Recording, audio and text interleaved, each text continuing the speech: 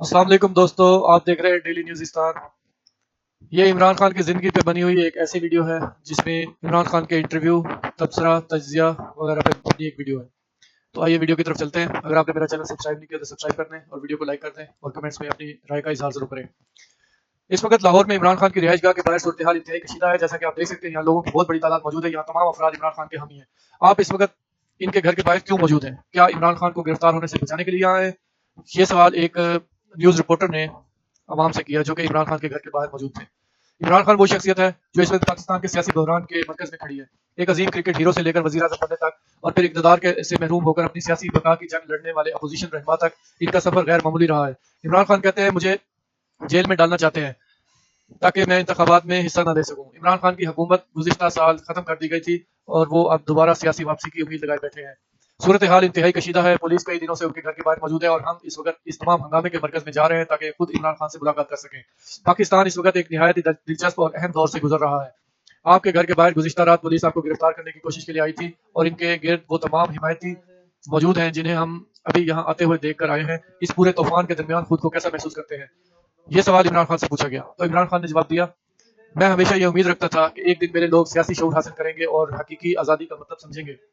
پاکستان میں آج عوام حقیقی آزادی کا مطالبہ کر رہے ہیں اور حقیقی آزادی کا مطلب انصاف اور بنیادی حقوق ہے۔ اپنی 26 سالہ سیاسی جدوجہد میں پہلی بار مجھے محسوس ہو رہا ہے کہ عوام سمجھ چکے ہیں کہ انہیں حقیقی آزادی چاہیے۔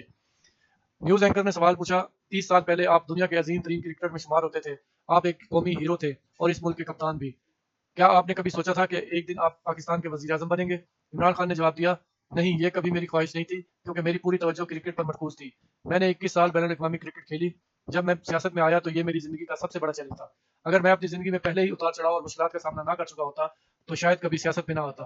وزیر اعظم کے طور پر 3.5 سال میری زندگی کا سب سے مشکل ترین دور تھا کیونکہ ملک دیوالیہ پن کے قریب تھا، لیکن انسان کو کبھی ماضی کی طرف نہیں دیکھنا چاہیے۔ لوگ مجھ سے پوچھتے ہیں کہ ایک کرکٹر کے طور پر آپ کی زندگی کتنی شاندار اور پرتعیش تھی۔ میں جب اس زندگی کو یاد کرتا ہوں تو مجھے لگتا ہے کہ وہ سب اب کوئی معنی نہیں رکھتا۔ صحافی نے پوچھا، واقعی کیا آپ کو اس زندگی کا کوئی حصہ بھی یاد نہیں؟ بہت سے لوگ آپ کو ایک عالمی شہرت یافتہ شخصیت کے طور پر جانتے ہیں، آپ خواتین میں بھی بے حد مقبول ہیں۔ عمران خان نے مسکراتے ہوئے جواب دیا، نہیں، مجھے وہ زندگی ایک لمحے کے لیے بھی یاد نہیں آتی، بلکہ اب تو میں کرکٹ دیکھتا بھی نہیں ہوں۔ اب وقت آ گیا کہ پاکستان کی سیاست میں نئی قیادت سامنے آئے۔ 1996 میں سیاست میں قدم رکھنے اور 2018 میں وزیر اعظم منتخب ہونے کے بعد عمران خان کو بے شمار چیلنجز کا سامنا کرنا پڑا۔ چند ماہ قبل عمران خان ایک عوامی جلسے کی قیادت کر رہے تھے جب ان پر قاتلانہ حملہ ہوا اور ان کی ٹانگ میں گولیاں لگیں۔ صحافی نے پوچھا، جب آپ پر فائرنگ ہوئی تو آپ کے لیے وہ لمحہ کیسا تھا؟ عمران خان نے جواب دیا، میں پہلے ہی اپنی جان پر حملے کی توقع کر رہا تھا اور 2 ماہ سے اس بارے میں خبردار کر رہا تھا۔ جب میں نے گولیوں کی آواز سنی تو پہلے مجھے لگا کہ شاید پٹاخے چل رہے ہیں اور پھر اچانک میری ٹانگ میں شدید درد محسوس ہوا۔ میری بائیں ٹانگ میں 3 گولیاں لگیں جن میں سے ایک نے میری ہڈی توڑ دی جبکہ میرے پاؤں کے اعصاب بھی متاثر ہوئے۔ لیکن جب میں زمین پر پڑا ہوا تھا تو میں نے اللہ تعالیٰ کا شکر ادا کیا کیونکہ مجھے یقین تھا کہ میری جان بچ گئی ہے۔ صحافی نے سوال کیا، اور اب کیا آپ کو خوف محسوس ہوتا ہے؟ عمران خان نے جواب دیا، میرے خیال میں اب میری جان کو پہلے سے بھی زیادہ خطرہ ہے کیونکہ جن 3 لوگوں کو میں اس حملے کا ذمہ دار سمجھتا ہوں آج بھی اقتدار میں موجود ہیں اور شاید وہ اب پہلے سے بھی زیادہ پریشان ہیں کیونکہ تمام اشارے یہی بتا رہے ہیں کہ جب بھی انتخابات ہوں گے میری جماعت بھاری اکثریت سے کامیاب ہوگی۔ اگرچہ عمران خان نے موجودہ حکومت پر الزامات عائد کیے لیکن اس بات کا کوئی واضح ثبوت موجود نہیں کہ حکومت اس حملے میں ملوث تھی۔ دوسری جانب حکومت نے انتخابات کی تاریخ مؤخر کر دی اور عمران خان کے خلاف درجنوں قانونی مقدمات کیے جنہیں بہت سے لوگ انہیں دوبارہ انتخاب لڑنے سے روکنے کی کوشش قرار دیتے ہیں۔ صحافی نے پھر سوال کیا، آپ اس وقت بہت سنگین قانونی مقدمات کا سامنا کر رہے ہیں اور ممکن ہے کہ آپ کو جیل کی سزا بھی ہو جائے؟ عمران خان نے جواب دیا، میرے خلاف جو کرپشن کا مقدمہ بنایا گیا ہے وہ بنیادی طور پر ایک الزام پر مبنی ہے۔ پاکستان میں جب کسی سرکاری عہدیدار کو تحائف ملتے ہیں تو وہ دعویٰ کرتے ہیں کہ میں ان میں سے ایک تحفہ فروخت کر دیا تھا۔ میں چاہتا ہوں کہ اس مقدمے کی سماعت عوام کے سامنے ہو اور میڈیا اسے براہ راست دکھائے۔ صحافی نے پوچھا، اگر آپ کو جیل جانا پڑے تو اسے کیسے برداشت کریں گے؟ عمران خان نے کہا، میں قاتلانہ حملے سے بچ چکا ہوں اور خود کو خوش قسمت سمجھتا ہوں کہ زندہ ہوں۔ اگر جیل جانا پڑا تو چلا جاؤں گا، لیکن اگر میں اپنے ملک کے لیے نہیں لڑوں گا تو پھر کون لڑے گا؟ اس انٹرویو کی ریکارڈنگ کے چند دن بعد حالات مزید خراب ہو گئے۔ پولیس نے عمران خان کو گرفتار کرنے کی کوشش کی جس کے نتیجے میں 2 دن تک شدید ہنگامہ آرائی جاری رہی اور ایک کارکن جان سے ہاتھ دھو بیٹھا۔ صحافی نے سوال کیا، آپ اپنی سیاسی بقا کی جنگ لڑ رہے ہیں، آپ اپنے حامیوں کو سڑک پر نکلنے، احتجاج کرنے اور حتیٰ کہ جیل جانے کی بھی اپیل کر رہے ہیں۔ آپ قبل از وقت انتخابات کا مطالبہ کرتے ہیں اور کہتے ہیں کہ آپ کی ترجیح معاشی اور سیاسی استحکام ہے۔ کیا آپ نے کبھی سوچا کہ اگر آپ سیاست سے الگ ہو جائیں تو شاید حکومت کو معیشت سنبھالنے کا موقع مل جائے؟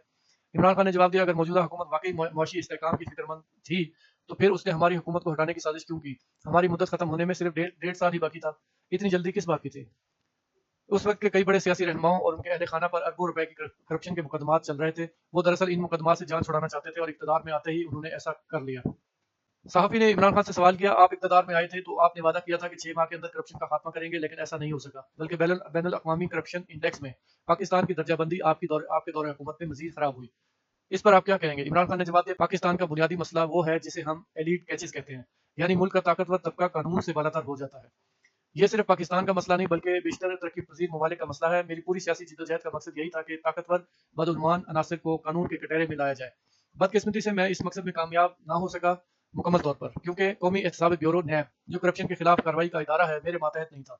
صحافی نے پوچھا، تو آپ کیا کہہ رہے ہیں کہ آپ کو فوج پر اختیار حاصل نہیں تھا؟ عمران خان نے جواب دیا، فوج کے سربراہ کے پاس ویٹو پاور موجود تھی، اسی وجہ سے میں طاقتور بدعنوان افراد کو سزا دلوانے میں کامیاب نہ ہو سکا۔ جب تک طاقتور طبقے کو قانون کے تابع نہیں کیا جاتا، کرپشن پر قابو پانا تقریباً ناممکن ہے۔ اس کے بعد صحافی نے اظہار رائے اور میڈیا کی آزادی کے حوالے سے سوال اٹھایا تو انہوں نے کہا، آپ موجودہ حکومت پر اظہار رائے کی آزادی دبانے اور سیاسی انتقام لینے کے الزامات لگاتے ہیں، لیکن آپ کے اپنے دور حکومت میں بھی کئی ٹی وی پروگرام بند کیے گئے، صحافیوں کو ہراساں کیا گیا، گرفتار کیا گیا اور بعض پر تشدد بھی کیا گیا۔ ایسے میں آپ خود کو آزادی اظہار رائے کا علمبردار کیسے قرار دے سکتے ہیں؟ عمران خان نے فوراً جواب دیا، میرے دور حکومت میں میڈیا کے خلاف ایک بھی مقدمہ میرے حکومت میں قائم نہیں ہوا۔ اگر کسی صحافی کو مسائل کا سامنا کرنا پڑا تو اس کی وجہ فوج کے ساتھ ان کے اختلافات تھے، نہ کہ میری حکومت۔ اور جب مجھے کسی صحافی کی گرفتاری یا ہراسانی کا علم ہوا، میں نے فوری طور پر مداخلت کر کے اسے رہا کروایا۔ صحافی نے مزید کہا، لیکن بین الاقوامی تنظیموں کی رپورٹس کچھ اور بتاتی ہیں، متعدد صحافیوں پر حملے ہوئے، ان کے پروگرام بند کیے گئے اور صحافتی آزادی کے حوالے سے آپ کی حکومت پر شدید تنقید ہوتی ہے۔ عمران خان نے جواب دیا، جہاں تک پروگرام بند ہونے کا تعلق ہے وہ صرف چند افراد کے معاملے تھے جنہوں نے فوج کے بارے میں بات کی، حکومت کے خلاف نہیں۔ میرے دور اور موجودہ دور کا موازنہ کیا جائے تو فرق واضح نظر آ جائے گا۔ اس گفتگو کے بعد پاکستان کی فوج کی طرف بات مڑ گئی۔ پاکستان کی تاریخ کا ایک بڑا حصہ فوجی حکومتوں کے تحت گزارا ہے اور ناقدین آج بھی فوج پر ملکی سیاست میں اثر انداز ہونے والے الزامات لگاتے ہیں۔ صحافی نے سوال کیا، آپ اکثر فوج پر تنقید کرتے ہیں اور متعدد مسائل کا ذمہ دار اسے قرار دیتے ہیں، اگر آپ فوج پر مکمل اختیار ہی نہیں رکھتے تو عوام آپ کو ووٹ کیوں دیں؟ عمران خان نے جواب دیا، میری ذمہ داری کرپشن کے خلاف لڑنا تھی، لیکن جس ادارے کو کرپشن کے خلاف استعمال ہونا تھا یعنی نیب، اس پر میرا مکمل اختیار نہیں تھا۔ یہ ایک ایسا نظام تھا جہاں وزیر اعظم کے پاس ذمہ داری تو تھی مگر مکمل اختیار نہیں تھا، اور کوئی بھی انتظامی نظام اس وقت تک کامیاب نہیں ہو سکتا جب تک ذمہ داری اور اختیار ایک ہی جگہ موجود نہ ہو۔ اس کے بعد گفتگو افغانستان اور طالبان کے موضوع پر منتقل ہو گئی۔ عمران خان طویل عرصے سے طالبان کے حوالے سے نسبتاً نرم موقف رکھنے کے باعث تنقید کا سامنا کرتے رہے ہیں۔ صحافی نے یاد دلایا، جب طالبان نے افغانستان پر دوبارہ قبضہ کیا تو آپ نے کہا تھا کہ وہ انسانی حقوق کا احترام کریں گے اور ایک جامع حکومت قائم کریں گے، لیکن اب 2 سال گزر چکے ہیں اور نہ تو جامع حکومت بنی اور نہ ہی خواتین کے حقوق کی صورتحال بہتر ہوئی ہے۔ کیا آپ کو اپنے نرم موقف پر کوئی پچھتاوا ہے؟ عمران خان نے جواب دیا، بدقسمتی سے مغربی دنیا افغانستان کو صرف طالبان اور مخالف طالبان کے زاویے سے دیکھتی ہے، لیکن ہم پاکستان میں افغانستان کو اپنے ہمسایہ ملک کے طور پر دیکھتے ہیں۔ 40 سال بعد پہلی مرتبہ افغانستان میں نسبتاً امن آیا ہے۔ میرا موقف یہ تھا کہ مغربی ممالک طالبان کو عالمی دھارے میں شامل کریں، کیونکہ جتنا زیادہ آپ انہیں شامل کریں گے اتنا ہی زیادہ اثر رسوخ حاصل کریں گے۔ اگر آپ انہیں مکمل طور پر تنہا کر دیں گے تو پھر آپ کے پاس ان پر دباؤ ڈالنے کا کیا ذریعہ باقی بچے گا؟ صحافی نے افغانستان میں خواتین کے حقوق کے حوالے سے گفتگو کو آگے بڑھاتے ہوئے کہا، ہم نے طالبان کے اقتدار سنبھالنے کے بعد افغانستان کا دورہ کیا تھا اور اپنی آنکھوں سے دیکھا تھا کہ خواتین کے حقوق کس طرح محدود ہو چکے ہیں۔ لڑکیوں کی تعلیم پر پابندیاں ہیں، خواتین کو کام کرنے سے روکا جا رہا ہے اور عوامی زندگی میں ان کی شرکت محدود کر دی گئی ہے۔ ایسی صورتحال میں مغربی ممالک طالبان حکومت کو کیوں تسلیم کریں یا مالی امداد کیوں فراہم کریں؟ عمران خان نے جواب دیا، میرا سوال یہ ہے کہ کیا تنقید، پابندیوں اور تنہائی کی پالیسی واقعی مؤثر ثابت ہوئی ہے؟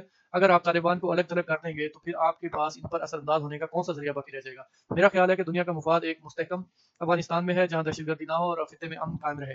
اس کے بعد گفتگو پاکستان میں خواتین کے حقوق کی طرف منتقل ہوئی تو صحافی نے کہا، اس وقت پاکستان میں نوجوان خواتین کی ایک مضبوط تحریک موجود ہے جو صنفی مساوات اور خواتین کے حقوق کے لیے جدوجہد کر رہی ہیں، کیا آپ ان پاکستانی خواتین کی حمایت کرتے ہیں؟ عمران خان نے جواب دیا، بالکل میں خواتین کے حقوق کی حمایت کرتا ہوں۔ اگر آپ خطے کے دیگر ممالک سے موازنہ کریں تو پاکستان کئی حوالوں سے خوش قسمت ملک ہے، ہمارے ہاں ایک خاتون 2 مرتبہ وزیر اعظم رہ چکی ہیں۔ صحافی نے جواب دیا، لیکن آپ کی اپنی حکومت میں خواتین کی نمائندگی نسبتاً کم تھی، آپ کی کابینہ میں خواتین کی تعداد ماضی کی کئی حکومتوں سے کم تھی۔ تو عمران خان نے کہا، میرا اصول ہمیشہ میرٹ رہا ہے، کابینہ میں ایسے لوگ کو شامل کیا جانا چاہیے جو بہترین کارکردگی دکھا سکیں، اگر کوئی خاتون اس معیار پر پوری اترتی ہے تو یقیناً اسے ذمہ داری ملنی چاہیے۔ مثال کے طور پر شیریں مزاری ہماری اہم ترین وزراء میں شامل تھی۔ صحافی نے سوال کیا، اگر آپ دوبارہ اقتدار میں آتے ہیں تو کیا خواتین کی نمائندگی بڑھانے کے لیے اقدامات کریں گے؟ تو عمران خان نے جواب دیا، میری پہلی ترجیح عوام کو بہترین حکمرانی فراہم کرنا ہوگی، لیکن نتائج دیکھتے ہیں، صرف کوٹا سسٹم نہیں، اس لیے وزارتیں ان افراد کو ملنی چاہیے جو بہترین کارکردگی کا مظاہرہ کر سکیں۔ اس کے بعد گفتگو عالمی سطح پر مسلمانوں کے مسائل کی طرف مڑ گئی۔ صحافی نے کہا، میں گزشتہ 10 سال سے انسانی حقوق کے مسائل پر رپورٹنگ کر رہی ہوں، میرے مشاہدے میں چین کے صوبہ سنکیانگ میں مسلمانوں کے ساتھ ہونے والے سلوک دنیا کے بدترین انسانی حقوق کے بحرانوں میں سے ایک ہے۔ بہت سے مسلمان اس بات پر مایوس ہیں کہ مسلم دنیا کے رہنماؤں بشمول آپ نے اس معاملے پر کھل کر آواز نہیں اٹھائی، کیا آپ کو اس بات کا کبھی افسوس ہوتا ہے؟ عمران خان نے جواب دیا، جب میں صرف ایک انسانی حقوق کا کارکن تھا تو دنیا کے ہر مظلوم طبقے کے لیے آواز اٹھاتا تھا، چاہے وہ مسلمان ہو یا نہ ہو، لیکن جب آپ ایک ملک کے وزیر اعظم بن جاتے ہیں تو آپ کی پہلی ذمہ داری اپنے عوام ہوتے ہیں۔ میرے لیے پاکستان کے 22 کروڑ عوام سب سے پہلی ترجیح تھے۔ ایک غریب ملک کے رہنما کے پاس وہ آزادی نہیں ہوتی جو امیر ملک کے رہنماؤں کے پاس ہوتی ہے۔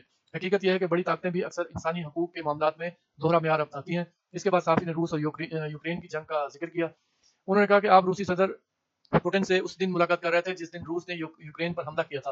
اس دن پوٹن کے ساتھ ملاقات کا تجربہ کیسا تھا؟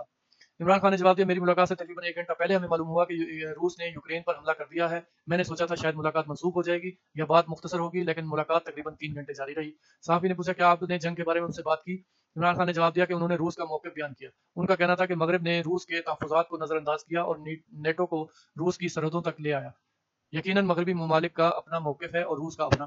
انہوں نے مزید کہا میرا خیال ہے کہ پاکستان کو عالمی تنازعات میں غیر جانبدار رہنا چاہیے۔ ہم نے دہشت گردی کے خلاف امریکی جنگ میں شمولیت اختیار کی تھی۔ اس جنگ میں تقریباً 80,000 پاکستانی جان سے گئے، معیشت کو $100 ارب سے زیادہ کا نقصان ہوا اور سینکڑوں ڈرون حملے ہوئے۔ اس سب کے بدلے ہمیں کیا حاصل ہوا؟ پاکستان نے ایک اہم سبق سیکھا ہے کہ دوسروں کی جنگوں میں شامل ہونے سے گریز کرنا چاہیے۔